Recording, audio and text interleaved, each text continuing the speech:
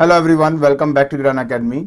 देखिए, क्लास 11 के जो वेक्टर चैप्टर है वो हमने स्टार्ट किया हुआ है एंड आज हम रेजोल्यूशन ऑफ वेक्टर्स के बारे में बात करने वाले हैं। काफ़ी इंपॉर्टेंट पार्ट है ये आपका, क्योंकि जब आप खास तौर पे ट्वेल्थ में चले जाते हैं तो ट्वेल्थ के अंदर आप इलेक्ट्रिक फील्ड, मैग्नेटिक फील्ड, ये सब चीज़ें पढ़ने वाले हैं और वो सब वेक्टर क्वांटिटीज़ हैं। तो उनको कैसे आपने मतलब कंपोनेंट्स में तोड़ना है along the x axis and along the y axis, आज आप उसके बारे में स्टडी करने वाले हैं। तो बिना कोई टाइम वेस्ट किए चलिए शुरू करते हैं।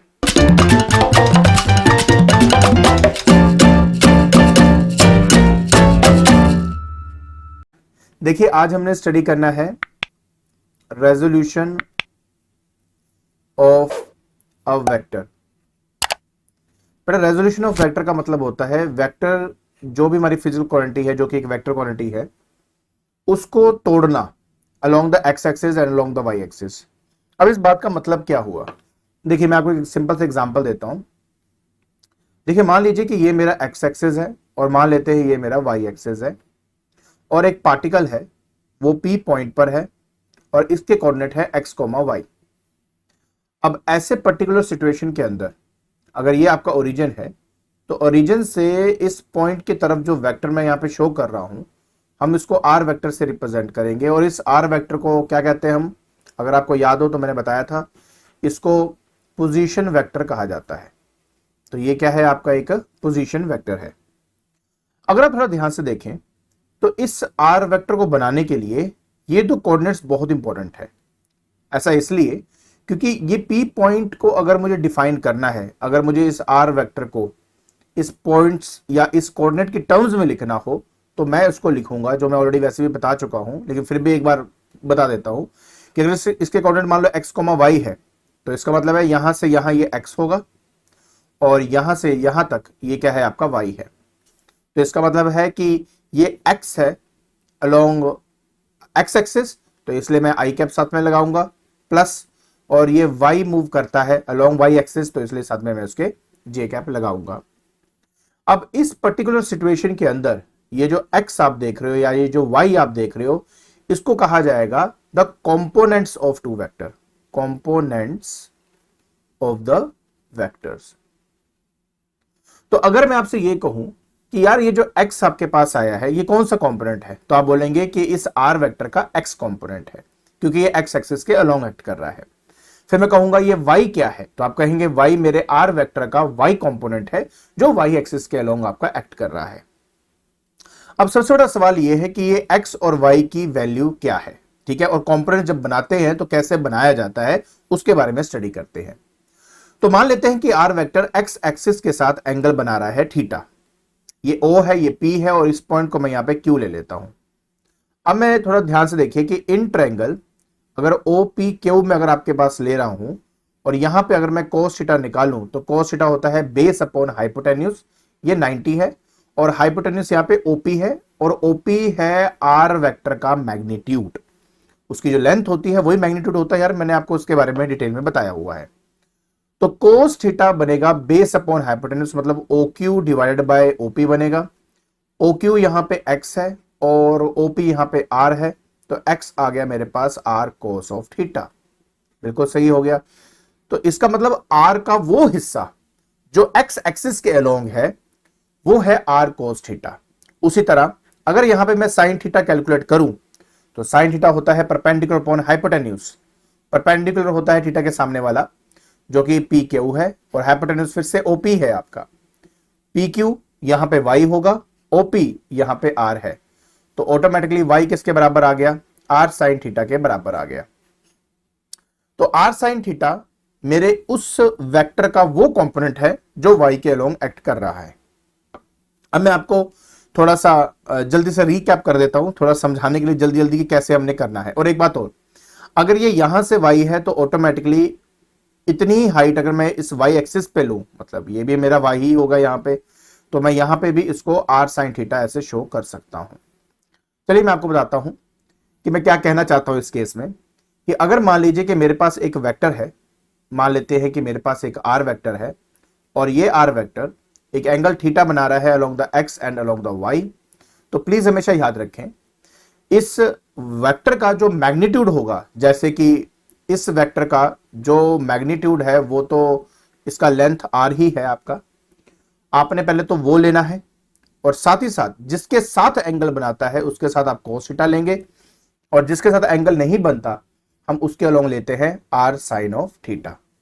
और इस तरीके से हम अपने वेक्टर के टुकड़े कर देते हैं along the x axis and along the y axis. तो इसका मतलब ये हुआ कि अगर मैं चाहूं तो r वेक्टर को लिख सकता हूं, क्योंकि ये मेरे x की वैल्यू है और ये मेरे y की वैल्यू है, तो ये हो जाएगा r cos theta i cap plus r sin theta j cap. तो these two are the components of r vector. I hope आपको ये बात समझ में आ गई, और अगर नहीं आई, इसको जस्टिफिकेशन चाहिए, तो इस बात को जस्टिफाई कर सकता हूं कि अगर मैं इस r वेक्टर का मैग्नीट्यूड निकाल लूं, और मैग्नीट्यूड मैंने आपको सिखाया हुआ है, अगर i कैप j कैप की टर्म हो तो coefficient of i square and coefficient of j square किया जाता है, तो r cos थीटा यहां पे का स्क्वायर किया जाएगा प्लस r sin थीटा का यहां पे स्क्वायर किया जाएगा। अब आपको पता है कि r स्क्वायर दोनों में कॉमन निकालेंगे तो अंदर क्या आएगा बेटा आपके पास, cos स्क्वायर थीटा प्लस यहां पे आएगा sin स्क्वायर थीटा। अब cos square theta sin square theta क्या होता है, इसका सम क्या होता है 1, जिसकी वजह से आपके पास सिर्फ under root of r square बनेगा जो फाइनली आपको वो r दे देगा, जो मैंने आपको पहले ही बताया था। तो आप देख सकते हो कि ये जो लेंथ है, ये जो लेंथ है, इसका जो मैग्नीट्यूड है, इसका जितना हिस्सा x के लोग एक्ट कर रहा है वो हमारा r cos थीटा है, और यहां पे जो y एक्सिस के लोग इसका साइन कंपोनेंट, साइन क्यू जिसके साथ एंगल ना बने वो साइन है, जिसके साथ एंगल बने वो हमारा क्या होता है, cos होता है। आई होप आपको ये बात अच्छी तरह समझ में आ गई होगी। तो इस मेथड से आप किसी को भी जो है इसके कंपोनेंट्स बना सकते हो। और सिमिलरली ये तो चलो प्लेन की बात हो रही है जिसमें दो ही कोऑर्डिनेट्स हैं। अगर मान लीजिए हमारे पास तीन कोऑर्डिनेट्स हों, तीन कोऑर्डिनेट्स का मतलब क्या हो गया, जैसे कि हमारे पास x हो गया, y हो गया और ये मान लीजिए z हो गया, और यहाँ पे स्पेस में कोई भी एक पॉइंट है जो कि x, y, z बताएगा, तो और ये इसका पोजीशन वेक्टर है, मान लीजिए क्या है, ये इसका पोजीशन वेक्टर हो गया। तो ऐसे कंडीशन में, और ये r वेक्टर है, तो r वेक्टर को अगर मैं लिखना चाहूंगा तो मैं लिख सकता हूं एक्स आई कैप प्लस वाई जे कैप प्लस जेड के कैप। अब ऐसे कंडीशन में एक्स वाई जेड जो है वो क्या है, वो एक्चुअली में कंपोनेंट्स हैं। किसके कंपोनेंट्स हैं, मेरे इस r वेक्टर के, जिसके अंदर तीन कोऑर्डिनेट हैं एक्स वाई एंड जेड। अब एक सिंपल सी बात आपको मैं और बता देता हूं जो समझनी बहुत ही ज्यादा इंपॉर्टेंट भी है। अब एक बार बता देता हूं कि अगर r वेक्टर मान लीजिए एंगल अल्फा बनाता है विद द x एक्सिस, मान लीजिए बीटा बनाता है with the y axis, and अगर मान लीजिए गामा बनाता है विद द z एक्सिस, और अगर मैं इस r वेक्टर का कंपोनेंट अलोंग x निकालना चाहता हूं, तो मैंने कहा जिसका साथ एंगल बनाते हैं उसमें cos लिया जाता है, तो x बेसिकली हो जाएगा r cos अल्फा। और सिमिलरली अगर मैं ऊपर की तरफ चलता हूं, यहां की तरफ चलूं, तो मेरे पास आ जाता है बेटा यहाँ पे दैट इज मतलब y के अलोंग अगर मैं चेक करूं तो ये आएगा r cos ऑफ बीटा, क्योंकि इसके साथ जो एंगल है वो बीटा एंगल बन रहा है, इसलिए यहाँ पे मैं cos बीटा लूंगा, जिसके साथ मतलब एंगल अगर मुझे पता है तो मैं cos ले लेता हूँ उस चीज का। देखिए अगर आपके मन में आता है कि सर यहाँ तो एंगल नहीं था, तो बेटा देखो मेरी बात समझो, ये अगर एंगल थीटा है तो ये एंगल क्या होगा, 90 माइनस थीटा होगा। अगर r का cos कॉम्पोनेंट अलोंग y लेता हूं मैं, तो y क्या आएगा, r cos of 90 minus theta, cos 90 minus theta sine theta ही होता है, तो अल्टीमेटली बात बेटा वही हो जाती है जो मैंने आपको बताया था। तो बेसिकली वेक्टर जो एंगल बनाता है किसी एक्सिस के साथ, उसका cos ले लो तो वो उसका कंपोनेंट उस एक्सिस के अलोंग दे देता है, ठीक है। तो अगर उसको टू डिमेंशनल प्लेन में अगर आप निकाल रहे हो तो एक को साइन, एक को cos ले लीजिए जिसके साथ एंगल है, जिसके साथ नहीं है वो साइन हो जाएगा आपका। लेकिन अगर मैं थ्री डिमेंशनली देखूं और मुझे सभी के एंगल्स पता है, तो x होता है r cos alpha, y similarly r cos beta हो जाएगा, और z जो है वो आ जाएगा अगेन r cos गामा। अब इसकी बहुत एक प्यारी बात भी है, इसको समझने की कोशिश करना प्लीज।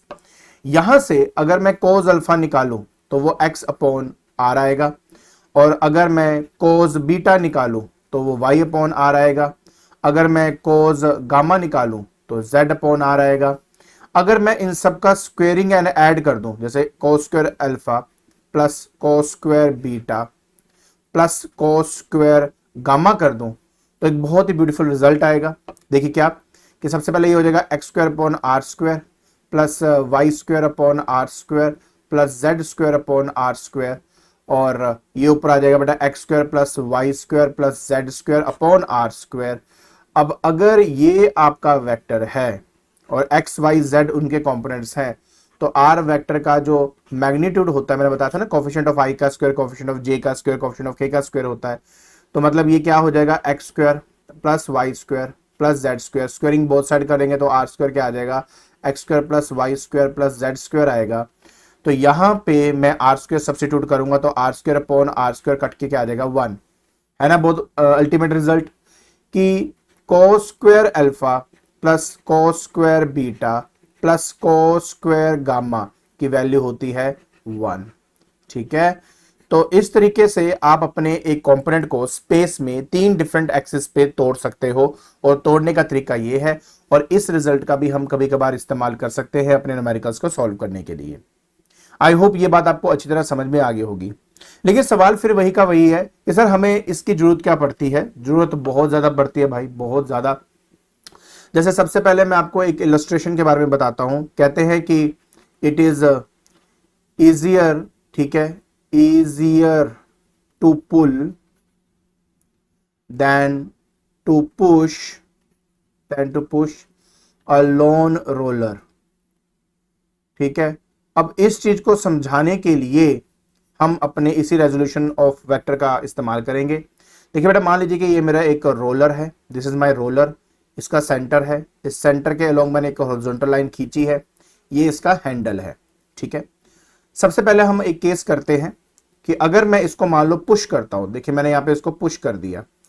अब पुश करने से क्या होगा कि मैं इसी के अलोंग इसको यहां पे भी ऐसे बना सकता हूं। तो ये मेरे फोर्स हो गई जो इसके अलोंग यहां पे एक्ट कर रही है। ये हॉरिजॉन्टल के साथ एंगल थीटा बना रही है।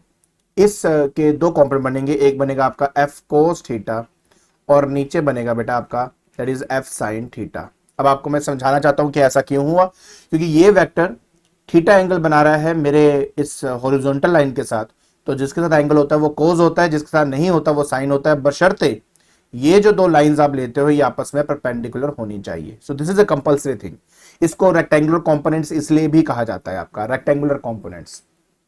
अच्छा जी, अब ये तो फोर्स के मैंने 2 हिस्से बनाए, बट ये जो रोलर है इसका खुद का जो वेट है mg वो भी नीचे एक्ट करेगा। तो बेटा ये तो आपका एक्शन हो गया, और साथ में आपको क्या मिलता है, आपका रिएक्शन मिलता है। इस कंडीशन के अंदर ये जो r होता है ना, r यहां पे अपेरेंट वेट को रिप्रेजेंट करता है। अपेरेंट वेट का मतलब होता है कि एक्चुअल में वेट नहीं है, वो वेट जो हमें महसूस होता है। अगर ये रोलर x के अलोंग, देखो वैसे तो ये रोलर x के अलोंग जा रही है, बट ये रोलर ना ऊपर की तरफ जाएगी ना नीचे की तरफ जाएगी। तो इसका मतलब ये हुआ कि ये वाली फोर्स इस वाले फोर्स के बराबर है, तभी तो net force along y axis 0 है। तो अगर मैं F नेट निकालता हूं अलोंग y एक्सिस, तो अलोंग y क्या एक्ट कर रहा है, r, ऑपोजिट टू y। अगर मैं इस सेंटर को ओरिजिन मान लूं तो इसके ऊपर वाला y है, नीचे वाला माइनस y है। तो ऊपर वाला r है, नीचे क्या हो जाएगा बेटा, minus mg minus F sine theta, and that should be equal to 0। तो r आ गया मेरे पास mg plus f sine theta.